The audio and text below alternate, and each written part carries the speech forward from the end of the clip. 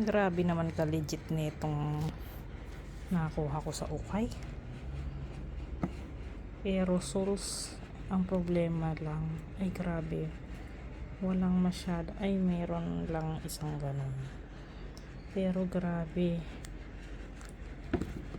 Yung soyelas niya tila wala lang, hindi lang nagamit, walang pudpud. 380 yan pero less 40% off pa, kaya 230 na lang to. Ayan lang problema niya.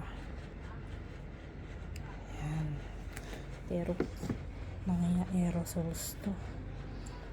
Yan lang. Tapos ito naman parang sa kay Stella McCartney.